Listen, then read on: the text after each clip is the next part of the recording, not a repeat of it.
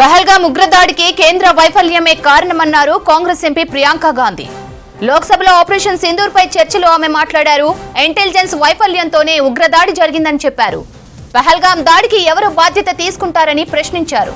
కేంద్రం వైఫల్యాలు పట్టించుకోకుండా ఆపరేషన్ సింధూర్తో క్రెడిట్ తీసుకునేందుకు ప్రయత్నిస్తుందన్నారు ప్రియాంక గాంధీ.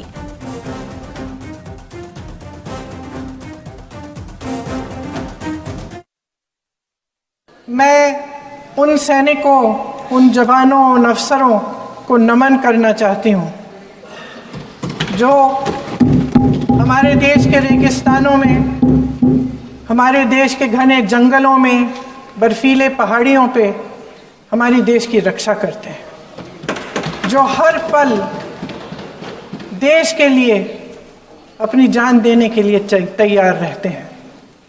1948 से लेकर अब तक, जब से पाकिस्तानी रेडर्स ने कश्मीर पे हमला किया, तब से लेकर अब तक हमारी देश की अखंडता की रक्षा करने में उनका बड़ा योगदान है। हमारी आज़ादी अहिंसा के आंदोलन से हासिल हुई, लेकिन जैसे मैंने कहा, उसको कायम रखने के लिए हमारी सेना का बहुत बड़ा योगदान है। अध्यक्ष महोदय, कल मैं सदन में बैठी हुई सबके भाषण सुन रही थी। आदरणीय रक्षा मंत्री महोदय ने बोला, सत्ता पक्ष के कई मंत्रियों ने बोला। 1 घंटे का रक्षा मंत्री जी का लंबा भाषण था। सुनते सुनते एक बात मुझे बहुत खटक रही थी। उसके बाद जब दूसरे भाषण भी सुने आपके सत्ता पक्ष के, तब भी ये बात बार बार मेरे मन में आ रही थी कि सारी बातें कर ली, ऑपरेशन सिंदूर की बात कर ली, आतंकवाद की बात कर ली, देश की रक्षा की बात कर ली, इतिहास का पाठ भी पढ़ा दिया, लेकिन एक बात छूट गई। उस दिन 22 अप्रैल 2025 को जब 26 देशवासियों को अपने परिवार के सदस्यों के सामने खुलेआम मारा गया, तो ये हमला कैसे हुआ, क्यों हुआ?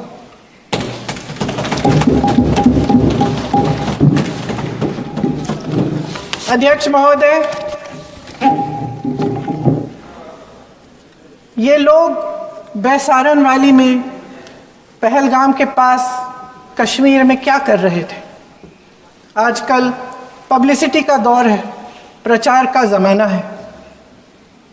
कुछ समय से हमारी सरकार ये प्रचार कर रही थी कि कश्मीर में आतंकवाद ख़त्म हो गया है, कि कश्मीर में शांति है, अमन चैन है।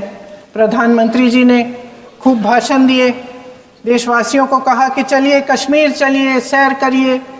कई बार मैंने ये भी देखा मीडिया पर, टीवी पर, कि कश्मीर जाइए, ज़मीन खरीदिए, अब वहाँ अमन चैन है, शांति का वातावरण है। इसी बीच शुभम द्विवेदी, एक कानपुर के नौजवान, और उनके पूरे परिवार ने तय किया कि वो कश्मीर जाएंगे। शुभम द्विवेदी की 6 महीने पहले शादी हुई थी। उसकी पत्नी ने कहा कि उनके बीच एक ऐसा रिश्ता था, प्रेम और दोस्ती का ऐसा रिश्ता था कि वो एक दूसरे को बच्चों की तरह हंसाते थे। सोशल मीडिया पर एक वीडियो भी जारी है जिसमें पूरा परिवार एक साथ बैठा हुआ ताश खेल रहा है और ऐसे हंस रहे हैं कि उस वीडियो को देख के किसी का भी दिल टूट जाए कि इस परिवार को इस तरह से उजड़ने क्यों दिया हमने। 22 अप्रैल 2025 को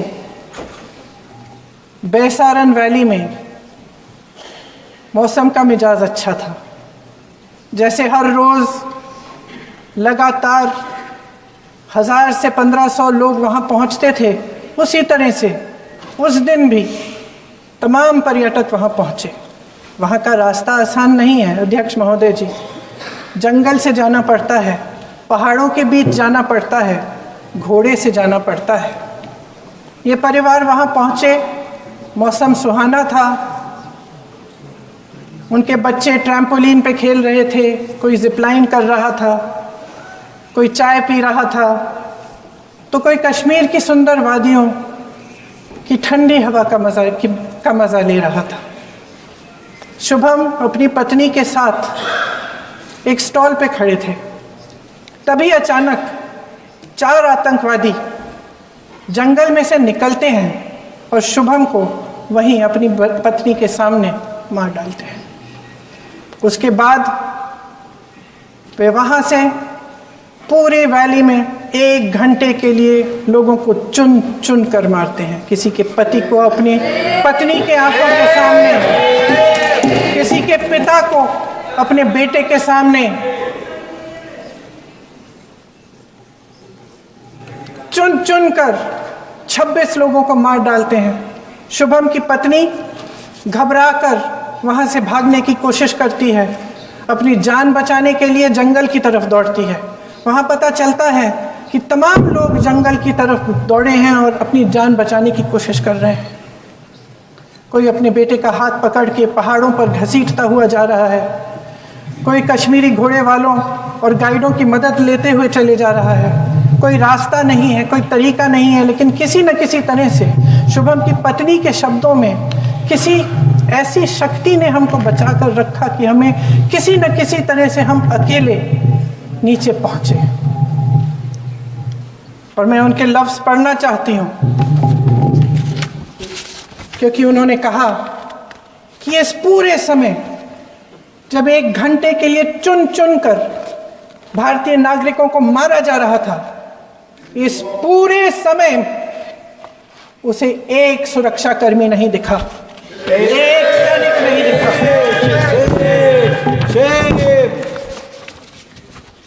शुभम की पत्नी ने कहा, कोट, मैंने अपनी दुनिया को खत्म होते हुए देखा, अपनी आंखों के सामने एक सिक्योरिटी गार्ड नहीं था।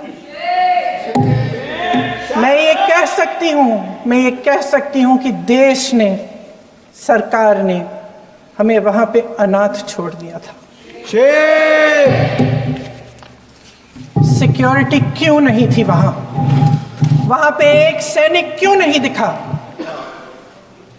क्या सरकार को मालूम नहीं था कि यहां रोज 1000 से 1500 पर्यटक जाते हैं?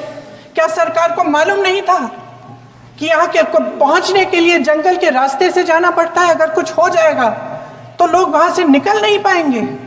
एक चिकित्सा का इंतजाम नहीं था, फर्स्ट एड का इंतजाम नहीं था, कोई इंतजाम नहीं था, ना सुरक्षा का ना फर्स्ट एड का। इन लोगों को भगवान भरोसे छोड़ दिया गया। ये लोग वहां पे इस सरकार के भरोसे गए और इस सरकार ने उन्हें भगवान भरोसे छोड़ दिया।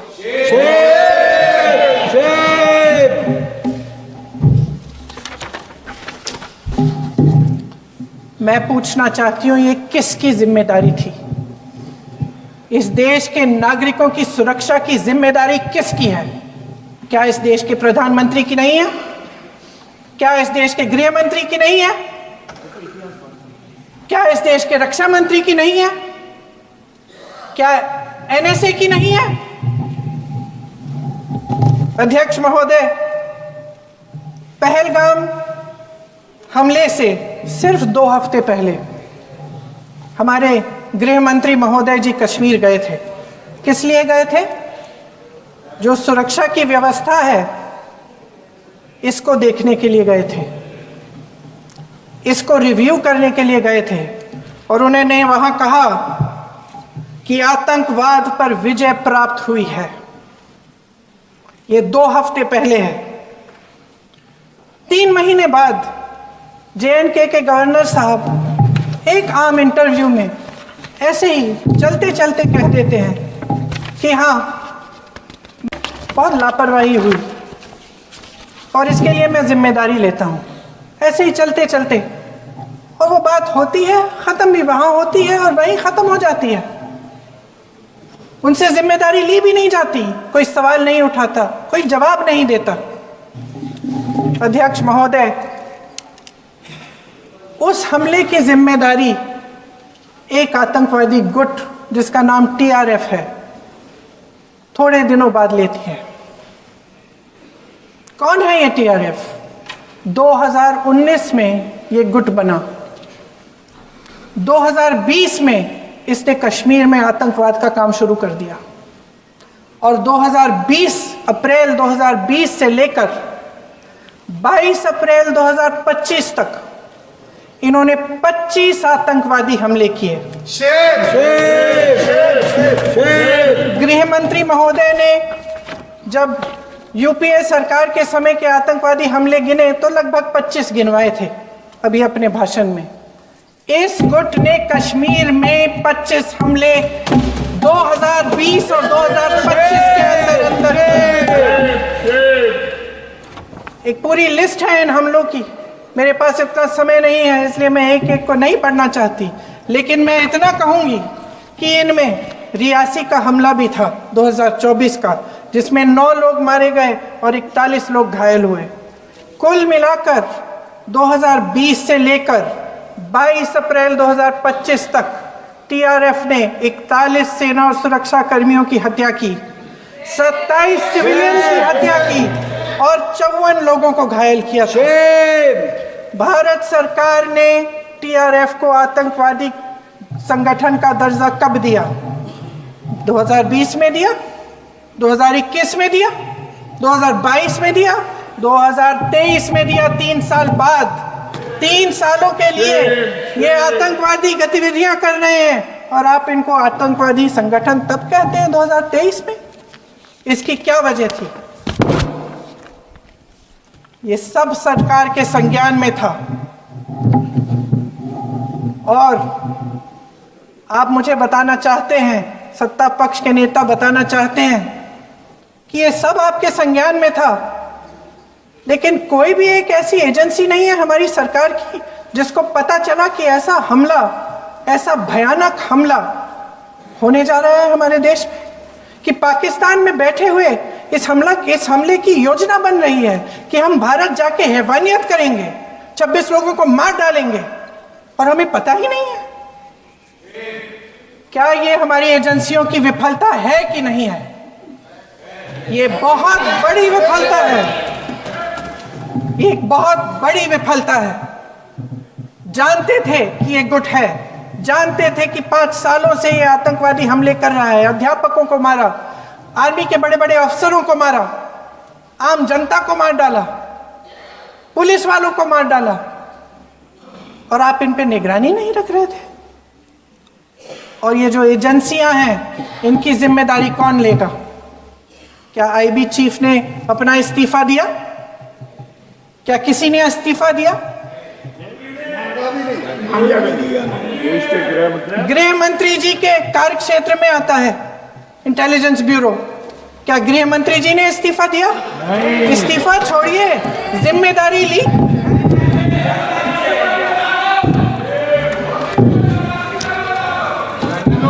साहब देखिए, इतिहास की बात आप करिए, मैं वर्तमान की बात करना चाहती हूँ। आपको तो एक बहाना चाहिए, आपको तो एक बहाना चाहिए। पूरे परिवार का नाम गिनवा देते हैं। अरे अपनी जिम्मेदारी खुद लीजिए। 11 सालों के लिए तो सत्ता में आप हैं। नेहरू को छोड़ नहीं रहा। कल माननीय गौरव गोगोई जी ने अपने भाषण में पूछा गृह मंत्री जी से, क्या आपकी जिम्मेदारी नहीं थी? मैं देख रही थी। राजनाथ जी, रक्षा मंत्री जी यूं यूं अपना सर हिला रहे थे, कुछ बोले नहीं। अंदर से ये महसूस हुआ होगा कि यहाँ कुछ जिम्मेदारी थी, लेकिन माननीय गृह मंत्री महोदय जी हंस रहे थे, वे हंस रहे थे।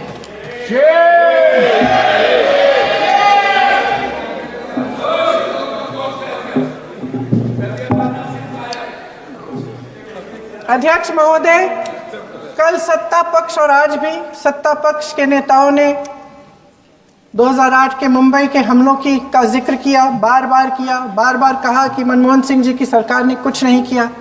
ये तो जानकारी होगी ना कि उसी समय जब वो आतंकवादी हमला चल रहा था तभी उन आतंकवादियों को मार डाला था, एक बचा था और उसको भी फांसी दे दी थी 2012 में। महाराष्ट्र के मुख्यमंत्री ने इस्तीफा दिया, देश के गृह मंत्री ने जिम्मेदारी लेकर इस्तीफा दिया। एक जवाबदेही थी पब्लिक के प्रति, एक जवाबदेही थी इस देश की जनता के प्रति, इस देश की धरती के प्रति।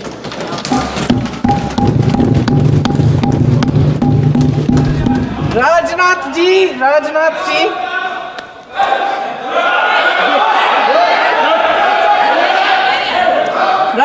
जी तो पुलवामा, उरी और पठानकोट के समय गृह मंत्री रहे थे।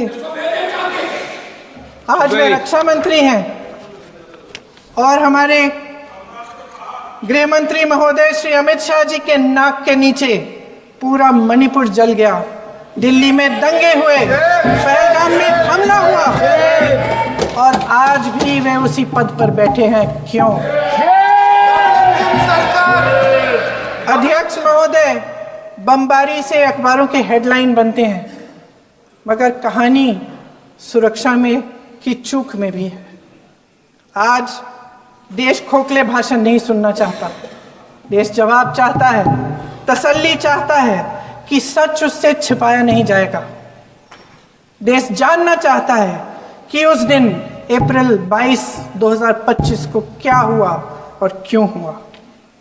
आप तो खुद अपनी पीठ थपथपाने में लगे रहते हैं। सेना, देश, संसद से सच छुपाते हैं।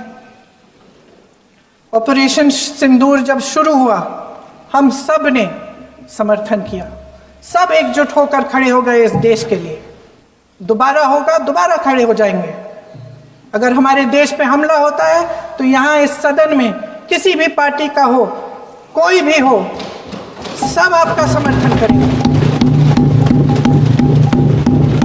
और हमें अपनी सेना पर गर्व है कि उन्होंने इस बार भी दृढ़ता से लड़ाई लड़ी, धैर्य से लड़ाई लड़ी, वीरता से लड़ाई लड़ी। लेकिन इस ऑपरेशन का सिंदूर का क्रेडिट, उसका श्रेय तो हमारे प्रधानमंत्री जी चाहते हैं। सही भी है, ठीक है, सही है, श्रेय ले। ओलंपिक्स में हमारा मेडल आता है, उसका भी श्रेय लेते हैं। लेकिन सिर्फ श्रेय लेने से नहीं होता नेतृत्व, जिम्मेदारी भी लेनी पड़ती है।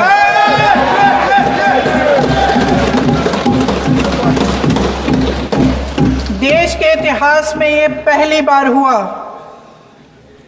देश के इतिहास में ये पहली बार हुआ कि जंग होते होते ही रुक गई है जी। और इस रुकावट का ऐलान हमारी सरकार, हमारी सेना नहीं करती, अमेरिका के प्रेसिडेंट करते हैं, अमेरिका के राष्ट्रपति करते हैं। ये हमारे प्रधानमंत्री महोदय की गैर जिम्मेदारी का सबसे बड़ा प्रतीक है।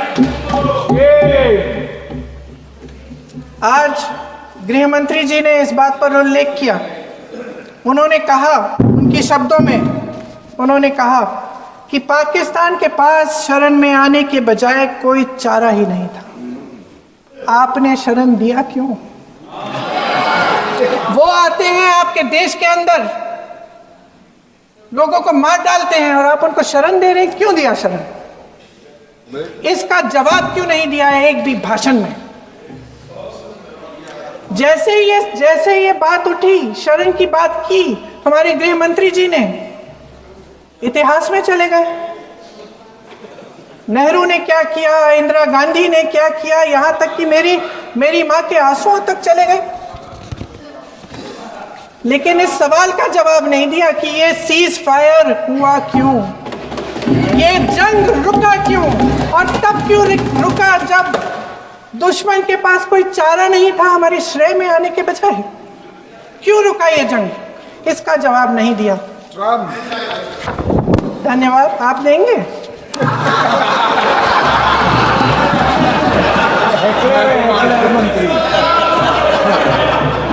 देना भाई देना, आपको टाइम मिलेगा तो। टाइम नहीं मिलेगा आपको शायद। वैसे महोदय, मेरी माँ की आंसू की बात किए, मैं इसका जवाब देना चाहती हूँ। मेरी माँ के आंसू तब गिरे जब उनके पति को आतंकवादियों ने शहीद किया, जब वे मात्र 44 साल की थी। और आज अगर मैं इस सदन में खड़ी हूं और उन 26 लोगों की बात कर रही हूं, मैं इसलिए कर रही हूं क्योंकि मैं उनका दर्द जानती हूं, महसूस करती हूं।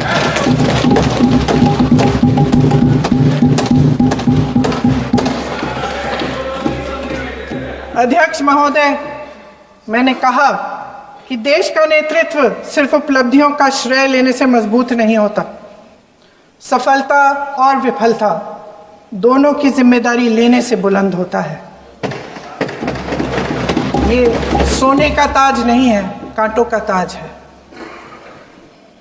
अध्यक्ष महोदय, जब सरकार झूठी और कायर हो तो वे बहादुर से बहादुर सेना के साहस और पराक्रम को भी कमजोर कर देती है।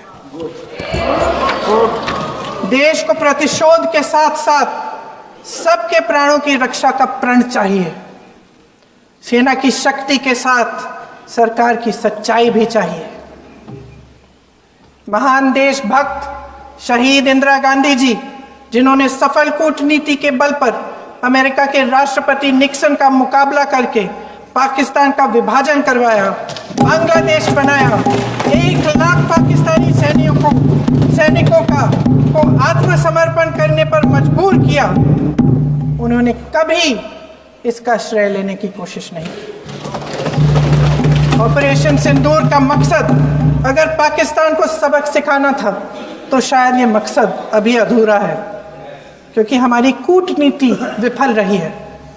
इसका प्रमाण यही है कि ऑपरेशन सिंदूर के बाद एक पाकिस्तानी जनरल, जिसके हाथ खून से रंगे थे, अमेरिका के राष्ट्रपति के साथ बैठकर लंच खा रहे थे। अगर ऑपरेशन सिंदूर का मकसद आतंकवाद को खत्म करने का था तो पाकिस्तान को संयुक्त राष्ट्र के आतंकवाद विरोधी समिति का अध्यक्ष चुने जाने से इस मकसद को धक्का लगा है। इसकी जिम्मेदारी कौन लेगा?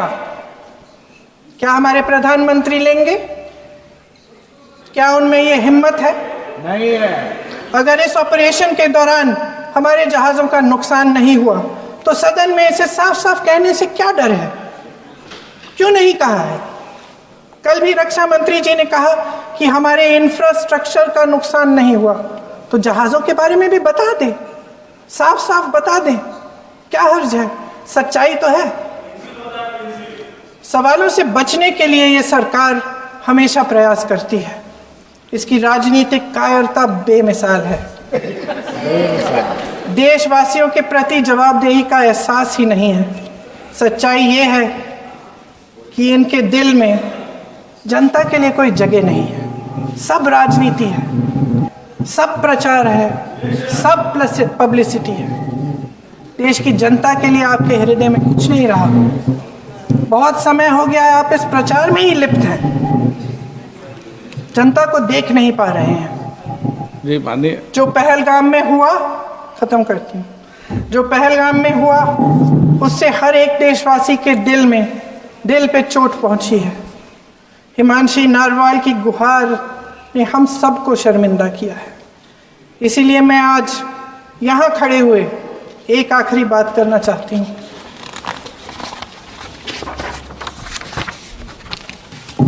इस सदन में लगभग सभी के पास सुरक्षा है, सुरक्षा की व्यवस्था है। हम जहाँ भी जाते हैं हमारे साथ सुरक्षा कर्मी आते हैं। आपको भी मिल जाएगी, आप मंत्री बन जाएंगे, आपको भी मिल जाएगी। मैं मजाक की बात नहीं कर रही हूँ, थोड़ा सा धैर्य रखिए। उस दिन पहलगाम में 26 परिवार उजड़ गए। 26 लोगों को अपने परिवार के सदस्य के सामने मारा गया। 26 बेटे, पति, पिता गुजर गए। उनमें से 25 भारतीय थे। भारतीय थे।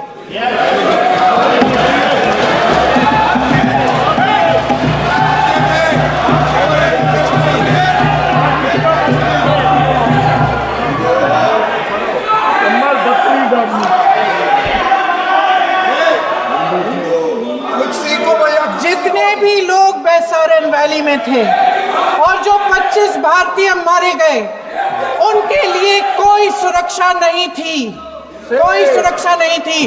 आप कितने भी ऑपरेशन कर डालें, आप इस सच्चाई के पीछे छुप नहीं सकते, इसे नकार नहीं सकते। आपने उनको सुरक्षित नहीं किया। कोई शर्म नहीं है, कोई शर्म नहीं है, कोई शर्म नहीं है और ना कभी होगी। सुन लीजिए, सुबह भी मैं शिव मंत्र बोल के आई हूं।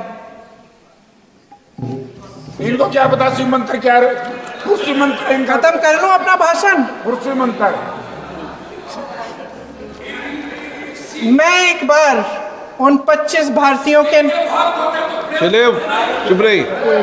मैं एक बार उन 25 भारतीयों के नाम इस सदन में पढ़ना चाहती हूं, ताकि यहां बैठे हर सदस्य को यह एहसास हो कि वे भी हमारी तरह इंसान थे, किसी राजनीतिक बिसात के मोहरे नहीं थे।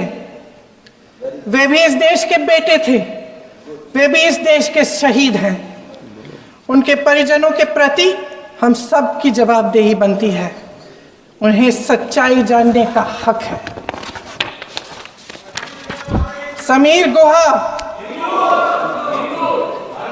भारतीय, बिट्टन अधिकारी, मनीष रंजन, हेमंत सुहास जोशी, विनय नारवाल, सुशील नथनियल, अतुल श्रीकांत पुणे, सैयद आदिल हुसैन शाह, नीरज उद्वानी, एन रामचंद्रन, संजय लक्ष्मण लेले, मानिए प्लीज।